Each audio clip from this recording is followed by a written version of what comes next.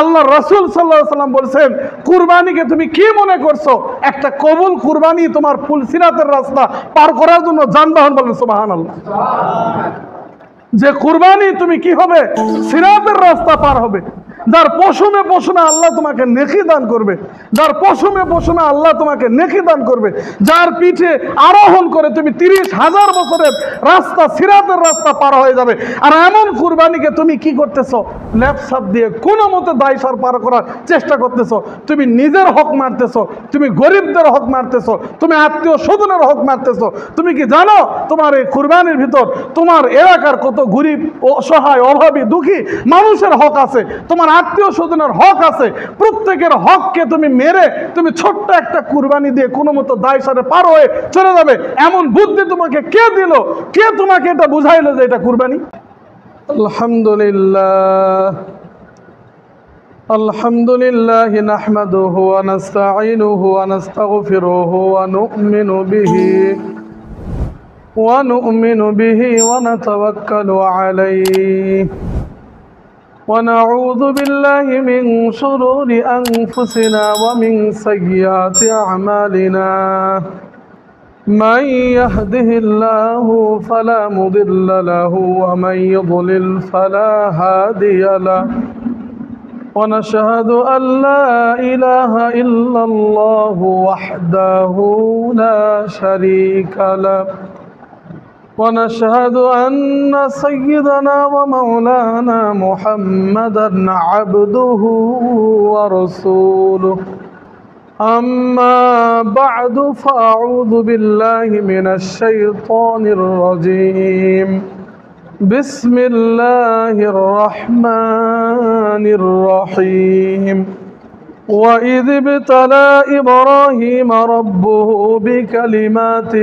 فأتمهن قال إني جاعلك للناس إماما صدق الله العظيم وقال تعالى في شأن حبيبه إن الله وملائكته يصلون على النبي يا أيها الذين آمنوا صلوا عليه وسلموا تسليما اللهم صل على سيدنا ونبينا وشفيعنا وحبيبنا ومولانا محمد صلى الله عليه وعلى آله وأصحابه وبارك وسلم اللهم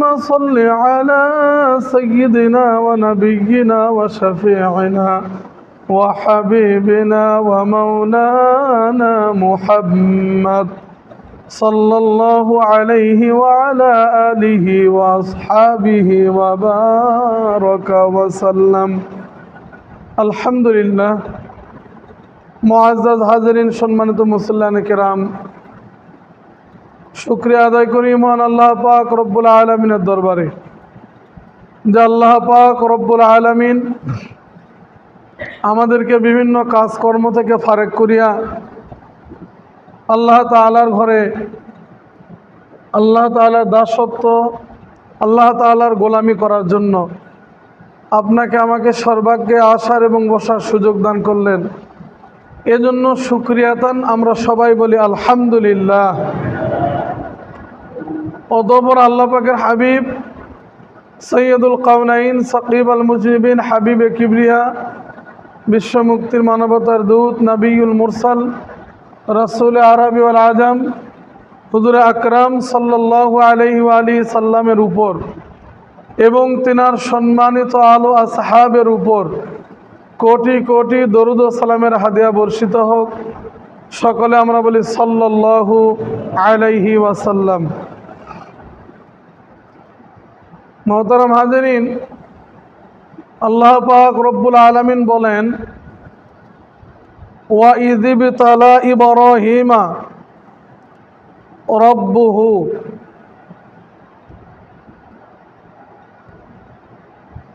আল্লাহ পাক রব্বুল আলামিন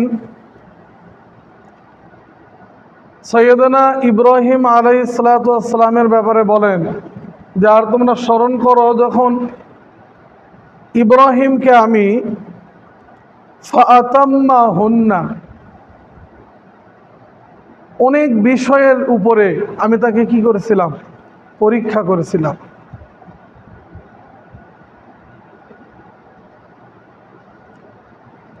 তো আল্লাহ পাক রব্বুল আলামিন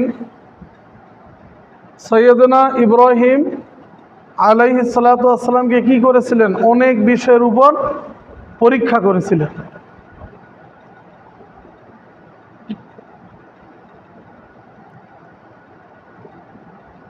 নবী আলাইহিসসালামদের উপর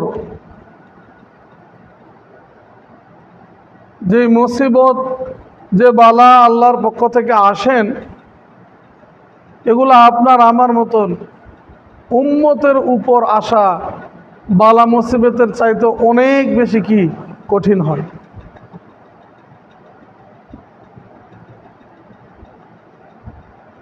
তো মোহতারাম হাজেরিন, আল্লাহ পাক রব্বুল আলামিন সৈয়দনা ইব্রাহিম আলাইহিসসালামকে কঠিন থেকে কঠিন, বড় থেকে বড় বড় পরীক্ষাগুলো দান করে তাকে পরীক্ষা করছেন।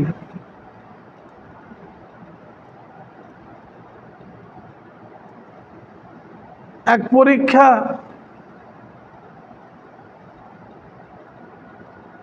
সৈয়দনা ইব্রাহিম আলাইহিসসালামকে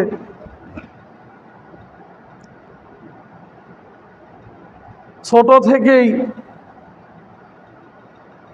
পরীক্ষার মাধ্যমে আল্লাহ পাক রব্বুল আলামিন বিভিন্ন সময়ে পরতে পরতে তাকে এক এক সময় এক এক ধরনের পরীক্ষা দিয়ে পরীক্ষিত করছেন এবং দামি বানাইছেন, এবং গুরুত্বপূর্ণ কাজগুলা আল্লাহ পাক রব্বুল আলামিন সৈয়দনা ইব্রাহিম আলাইহিসসালামের মাধ্যমে নিয়েছেন এই দুনিয়াতে।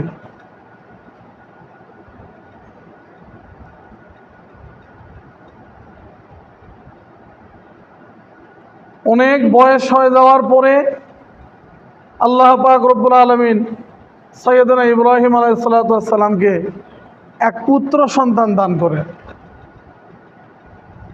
ইসমাইল আলাইহিসসালাম।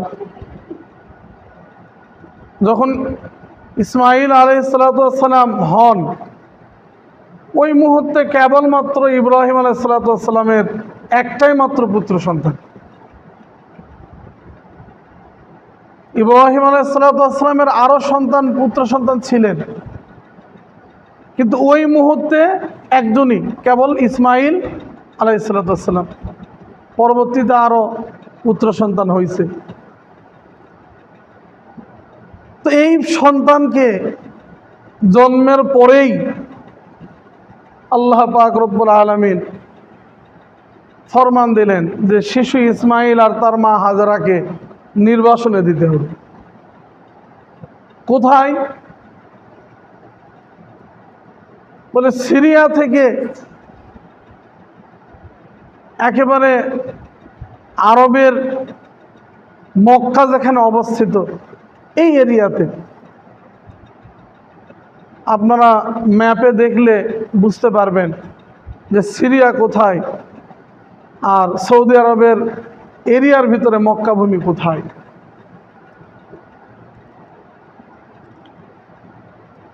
তো মোহতারাম হাজেরিন, যেই মুহূর্তে শিশু ইসমাইল আলাইহিসসালাম এবং মা হাজেরাকে নির্বাসন দেওয়ার হুকুম আল্লাহ পাক রব্বুল আলামিন করেছিলেন, আর যেই জায়গাতে দেওয়ার হুকুম করেছিলেন, বর্তমান সময়ের মক্কা ভূমিতে যত সুন্দর ব্যবস্থা, তার কোনো ব্যবস্থাপনাই ওই মুহূর্তে ওখানে ছিল না। এমনকি বাইতুল্লাহও মাটির ভিতর কি ছিল, চাপা ছিল, বিধ্বস্ত অবস্থায়, ভাঙা অবস্থায়।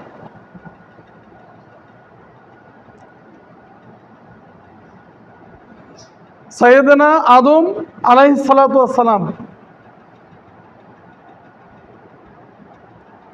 হযরতে নূহ আলাইহিস সালাতু ওয়াস সালাম, এই দুইজন নবীর মধ্যেকার সময় হলো 1200 বছরের। কত বছর বলেন? 1200 বছর। সাইয়েদনা আদম আলাইহিস সালাতু ওয়াস সালামের 1200 বছর পরে হযরতে নূহ আলাইহিস সালাতু ওয়াস সালামকে আল্লাহ পাক রব্বুল আলামিন এই দুনিয়াতে নবী হিসাবে পাঠান। তো আদম আলাইহিস সালাতু ওয়াস সালাম আল্লাহ তাআলার হুকুমে বর্তমান বাইতুল্লাহর জায়গাতে এক কাবা, এক ঘর নির্মাণ করেছিলেন। প্রথমে আল্লাহ তাআলা আদম আলাইহিস সালাতু ওয়াস সালামের মাধ্যমে প্রথম ঘর বাইতুল্লাহকে কি করেন? নির্মাণ করে নেন। এরপরে নূহ আলাইহিস সালাতু ওয়াস সালামের মহাপ্লাবনে পুরা পৃথিবীকে যখন কি করা হয়? তছনছ করা হয়। পুরা পৃথিবীর সমস্ত ঘর বাড়ি যা কিছু ছিল, গাছপালা, পশু পাখি, মানুষ সন্তান, সব কিছুকে যখন ধ্বংস করে দেওয়া হয়, ওই মহাপ্লাবনে বাইতুল্লাহ একেবারে কি বিধ্বস্ত হয়ে চলে গেছিল। তো আদম আলাইহিস সালাতু ওয়াস সালাম এবং নূহ আলাইহিস সালাতু ওয়াস সালামের মাঝখানে সাইয়েদনা আদম আলাইহিস সালাতু ওয়াস সালামের 600 বছর পরে, আর নূহ আলাইহিস সালাতু ওয়াস সালামের জন্মের 600 বছর আগে এই পুরা পৃথিবী ওই মুহূর্তে, ওই মাঝামাঝি সময়ে শয়তানের প্ররোচনায় এই পৃথিবীতে মূর্তি পূজার কি করা হয়? আবির্ভাব ঘটানো হয় এবং এই পুরা পৃথিবীর সকল জনপদকে মুশরিক বানিয়ে দেওয়া হয় এবং প্রত্যেককেই এই মূর্তি পূজার ভিতরে নিমজ্জিত করা হয়। আদম আলাইহিস সালাতু ওয়াস সালামের 600 বছর পরে আর নূহ আলাইহিস সালাতু ওয়াস সালামের নবুয়ত পায়ে নবী হওয়ার 600 বছর আগে, এই 1200 বছরের মাঝখানে মাঝামাঝি সময়ে কি পুরা পৃথিবীর সমস্ত মানুষকে শয়তান তার প্ররোচনায় কি করে? মূর্তি পূজার ভিতরে নিমজ্জিত করে। পুরা পৃথিবীতে সর্বত্র সব জায়গাতে মূর্তি পূজার প্রচলন ঘটায় শয়তান। আল্লাহ পাক রব্বুল আলামিন নূহ আলাইহিস সালাতু ওয়াস সালামকে নবী হিসাবে দুনিয়াতে পাঠান এবং হযরতে নূহ আলাইহিস সালাতু ওয়াস সালাম আপনারা জানেন 950 বছর পর্যন্ত এই দুনিয়াতে কি করছেন? দাওয়াত করছে, কালেমার দাওয়াত করছে। 950 বছর ধরে মানুষদেরকে গুনাহ থেকে, শিরক থেকে ফিরে নিয়ে আল্লাহর পথে নিয়ে আসার জন্য কত বছর?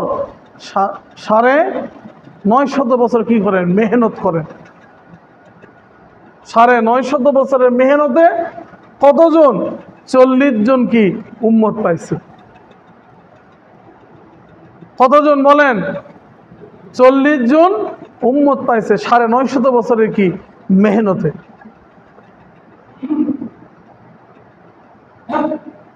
মোহতারাম হাজিরিন, আল্লাহ পাক রব্বুল আলামিন নূহ আলাইহিস সালাতু ওয়াস সালামকে বলেন যে দুনিয়ার মানুষের অবস্থা সম্পর্কে আল্লাহ তাআলা কি ওয়াকিফাল, আল্লাহ তাআলা সকলের অন্তরের খবর জানেন।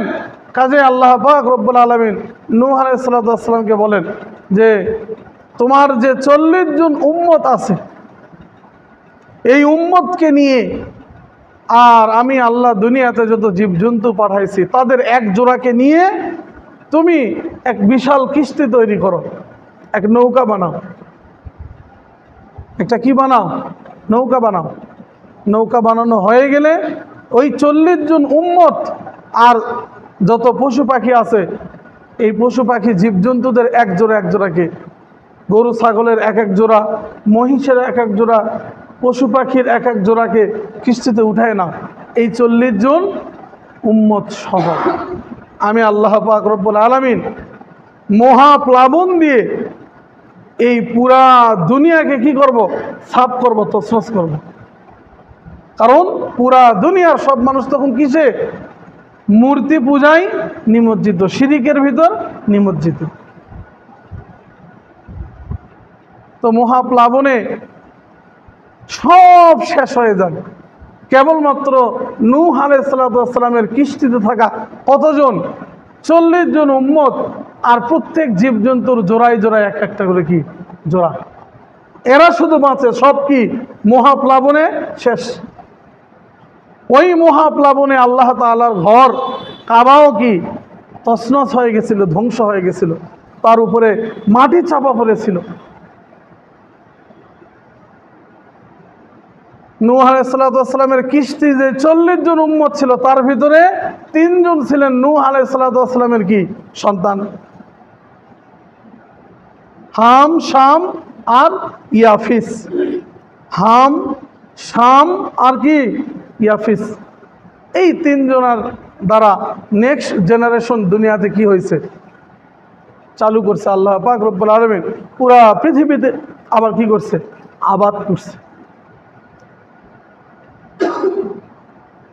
তো দুনিয়াতে মহাপ্লাবনের দ্বারা ধ্বংস হয়ে আল্লাহ তাআলার ঘর বাইতুল্লাহ কি হয়ে যায়, ধ্বংস হয়ে যায়, চাপা পড়ে যায়। আর ওই মহাপ্লাবনের ফলে বাইতুল্লাহ যেখানে ছিল সেখানে কি পাহাড়ে আশেপাশে ঝোড় জঙ্গল হয়ে যায়। কাবার আঙ্গিনা পর্যন্ত কি মাটির ভিতরে।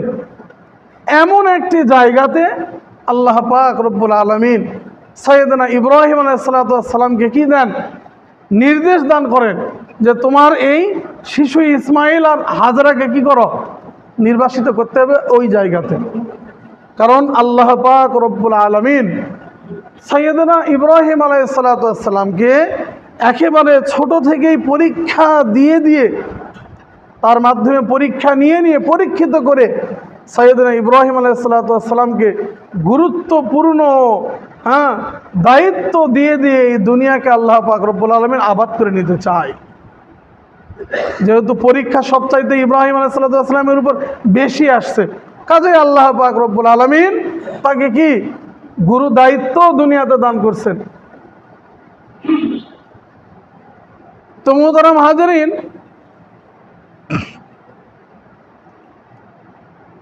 ইব্রাহিম আলাইহিস সালামকে আল্লাহ পাক রব্বুল আলামিন যেভাবে পরীক্ষা দান করে করে নিয়ে আসতেছিলেন, বলে শৈশব অবস্থাতে তো পিতার সঙ্গে কি বিরোধ হইতেছিল।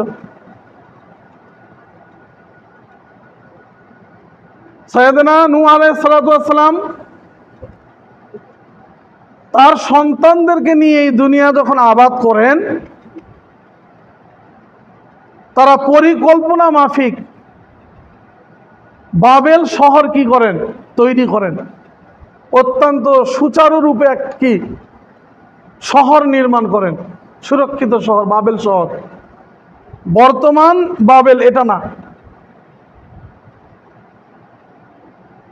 যে বাবেল শহর নূহ আলাইহিস সালাম তার সন্তানদেরকে নিয়ে তৈরি করছিল, সেটা ইরাকের ভিতর ছিল, ইরাকের ভিতর। আর ওই বাবেল শহরেই কালের চক্রে নমরুদ এসে কি হয়, এক সময় বাদশাহ হয়। বাবেল থেকে নমরুদ কি করছেন, বাদশাহী করছেন। নমরুদও দুনিয়াতে 950 বছর কি করছে, রাজত্ব করছে। নমরুদকে আল্লাহ পাক রব্বুল আলামিন স্বপ্নের মাধ্যমে, খাবের মাধ্যমে বুঝে দেন যে এক সন্তানের জন্ম হবে তোমারই এই কি দেশে, তোমারই এই জায়গাতে, আর সেই সন্তানের মাধ্যমেই তোমার ধ্বংস হবে, আর আমি আল্লাহ পাক রব্বুল আলামিন এই দুনিয়াকে আবার কি করব, আবাদ করব, ন্যায়ের পথে নিয়ে আসব। নমরুদ তখন চিন্তা করে যে সন্তান যদি আমার এখানেই জন্ম নেয় তাহলে এর প্রতিরোধ করব আমি কেমনে? বলে শয়তানের বুদ্ধি তো শয়তানি রকমই হয়। সে ফরমান জারি করে দেয় যে এই বাবেল শহরে আর কোনো স্বামী তাদের স্ত্রীদের সঙ্গে মিলতে পারবে না। জন্ম নিয়ন্ত্রণ যাকে বলে, এই জন্ম নিয়ন্ত্রণের প্রথম দুনিয়াতে নিয়ে আসে কে? নমরুদ। এখনো চলে বলে কৌশলে জন্ম নিয়ন্ত্রণ কি চলে। এর আবিষ্কারককে, দুনিয়াতে প্রথম জন্ম নিয়ন্ত্রণ নিয়ে আসে কে? নমরুদ। কাকে? সাইয়েদনা ইব্রাহিম আলাইহিস সালাতু ওয়াস সালামকে দুনিয়াতে আসা থেকে রোখার জন্য, আটকাবার জন্য। তো এরই জন্য নমরুদ, যাকে ডাইরেক্টর বানাইছিলেন, দায়িত্বপ্রাপ্ত প্রধান করেছিলেন, যে এই বাবেল শহরের আশেপাশে কোথাও যেন কোনো সন্তান জন্ম নিতে না পারে, এরই প্রধান দায়িত্ব করে নমরুদ আজরকে বানান। তার সেনাপতি আজরকে নিযুক্ত করে প্রধান ডাইরেক্টর হিসাবে, যে বাবেল শহরে কোথাও যেন কেউ এ আশেপাশে মিলতে না পারে, কোনো স্বামী স্ত্রী, কোনো সন্তান যেন এখানে জন্ম না নেয়। এরই প্রধান করে কাকে? আজরকে। আল্লাহ পাক রব্বুল আলামিন বলেন, ওয়ামা কারু ওয়ামা কারাল্লাহ, ষড়যন্ত্র তুমি কি করবে? উত্তম ষড়যন্ত্র তো আমার কাছে। তো আল্লাহ পাক রব্বুল আলামিন বলেন যে আজরকে ডাইরেক্টর বানিয়ে তুমি পুরা বাবেল শহরের জন্ম নিয়ন্ত্রণ করে সন্তানকে আশা কি রুখতে চাও? আমি আল্লাহ আজরের ঘরেই ইব্রাহিমকে জন্ম দিব। এই জন্য যাকে নমরুদ ডাইরেক্টর বানাইছে, যে সন্তান দুনিয়াতে যেন আসতে না পারে, আল্লাহ তাআলা বলে যে ওরই ঘরে আমি ইব্রাহিম আলাইহিস সালামকে পাঠিয়ে দিলাম। ইব্রাহিম আলাইহিস সালাম ছোট থেকেই বাবার সঙ্গে বিরোধ। বলে, বাবা তোমরা কোন খোদার ইবাদত করো? যাকে নিজের হাতে বানাও সেই খোদারই ইবাদত করো কেমনে? সাইয়েদনা ইব্রাহিম আলাইহিস সালামের বিভিন্ন সময়ে বাবার সঙ্গে যে কথোপকথন হতেন, সব কথাতেই সাইয়েদনা ইব্রাহিম আলাইহিস সালাম সবসময় কথার যুক্তিতে কি যেতেন? জয়ী হয়ে যেতেন, লাজবাব হয়ে যেত আজর। ইব্রাহিম আলাইহিস সালামের কথার আর কোনো যুক্তি বা উক্তি ব্যবহার করতে পারতেন না আজর। এক সময় নমরুদকে বলে যে আমার সন্তান তো এইভাবে প্রশ্ন করে, বিরোধ করে। নমরুদ ইব্রাহিম আলাইহিস সালামকে ডাকছে। ডাকার পরে বলে, ইব্রাহিম তুমি কোন খোদার, কোন আল্লাহর দাওয়াত দাও? কোন দিনের দাওয়াত তুমি করো? বলে, আমি ওই প্রভুর, ওই আল্লাহর দাওয়াত করি যিনি হায়াতের মালিক এবং মৃত্যুর মালিক। নমরুদ বলে, বাস এতটুকু? এতটুকু শুনেই নমরুদ দুজন কয়েদিকে সামনে নিয়ে আসে, একজনকে খালাস করে দেয় আর একজনকে হত্যার হুকুম দেয়।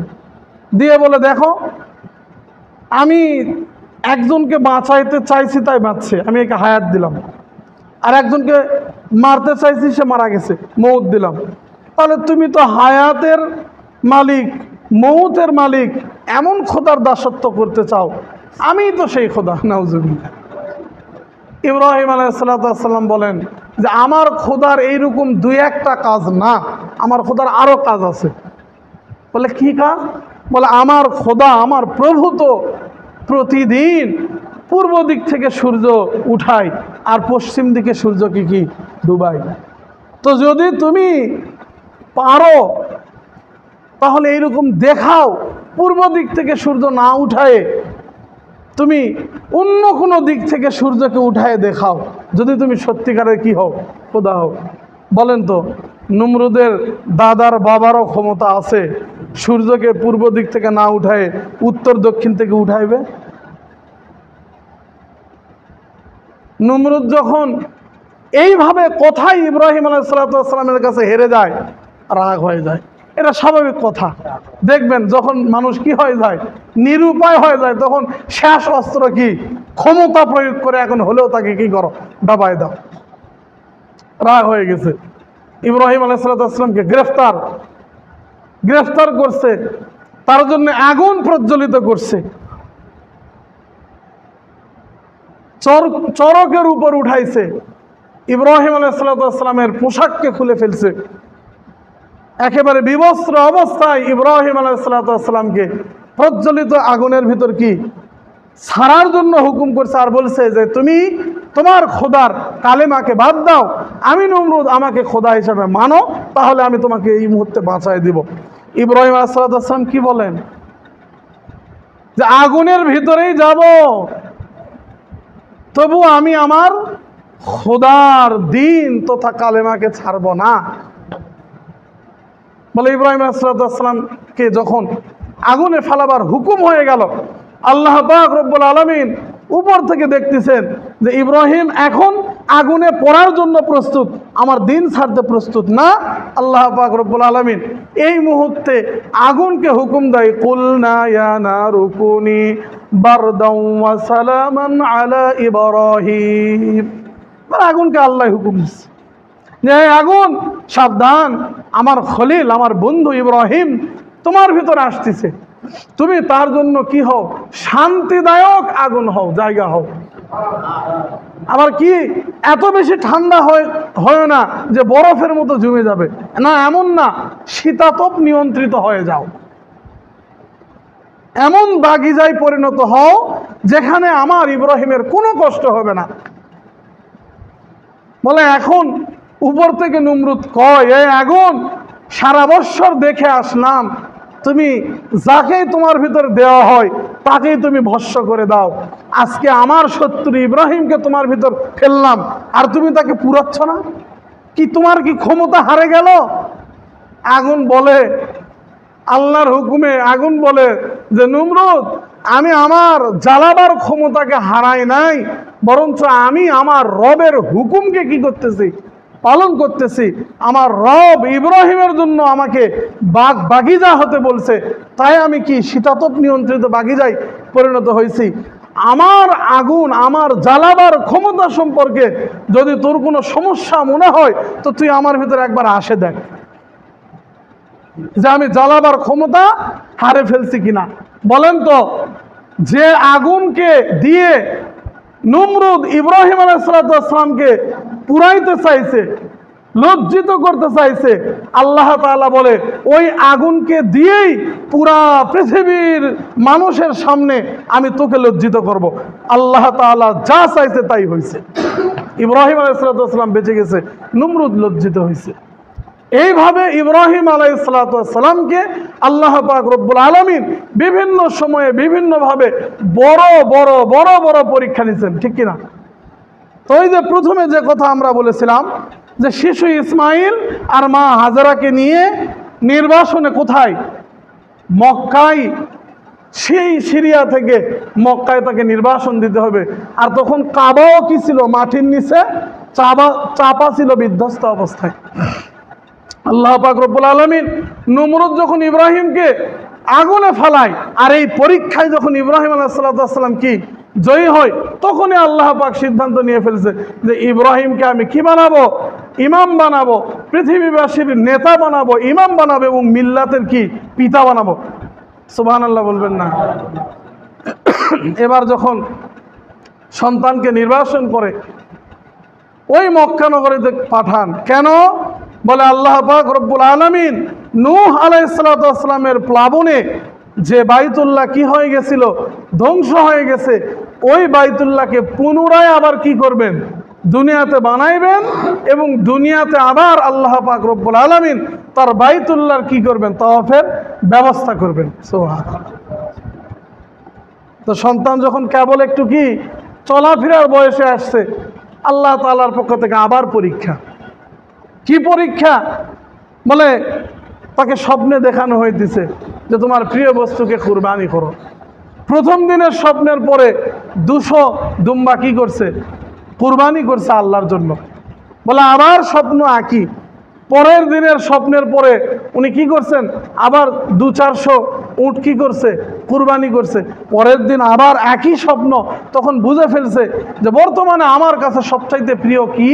বলে আমার এই বার্ধক্য বয়সে এসে একমাত্র পুত্র সন্তান ইসমাইল, এই সন্তান হলো আমার নয়নের মণি, চোখের মণি, এই সন্তান হলো আমার সবচেয়ে প্রিয়।